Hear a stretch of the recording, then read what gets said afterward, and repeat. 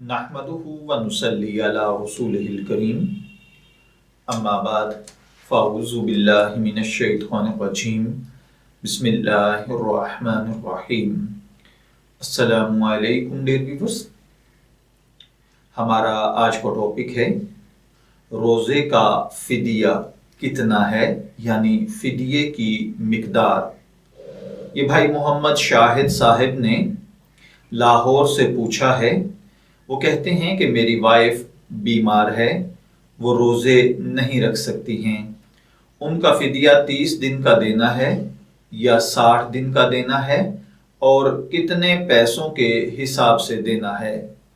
देखिए मेरे प्यारे भाइयों और बहनों, याद रखिए कि अगर जैसा कि ये साइल की बीवी किसी ऐसी बीमारी या ज़ौफ़ में मुब्तला है कि ना ही वो फ़िलहाल रोज़ा रख सकती है और ना ही फ्यूचर में मुस्तकबिल में इस बात का इम्कान है कि वो सेहतयाब हो जाएगी और रोज़े रखेगी, यानी ये तवक्को और उम्मीद अगर बिल्कुल ख़त्म हो चुकी है, तो ऐसी सूरत हाल में इस साइल की बीवी या किसी भी मुसलमान मर्द या औरत अगर वो ना रोज़ा रख सकते हैं और ना मुस्तकबिल में उनके तंदुरुस्त होकर रोज़ा रखने की उम्मीद हो, तो फिर उनके ज़िम्मे फ़कत रमज़ानुल मुबारक के महीने, यानी इस महीने में 30 दिन आए या 29, सिर्फ इन अय्याम का फ़िदिया देना लाजिम होगा।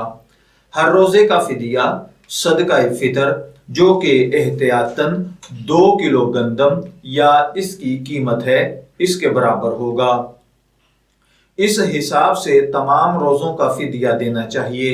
अलबत्ता अगर ये सूरत हाल ना हो, यानी मुस्तकबिल में अगर सेहतयाब और तंदुरुस्त होने के इम्कानात हों, तो फिर ऐसे शख्स के ज़िम्मे फ़िदिया नहीं आएगा, बल्कि वो सेहतयाब होने के बाद अल्लाह वहदहु ला शरीक के इस हुक्म यानी रोज़ों की फ़र्जियत को पूरा करे और जो रोज़े रह गए थे उनकी कज़ा रखे।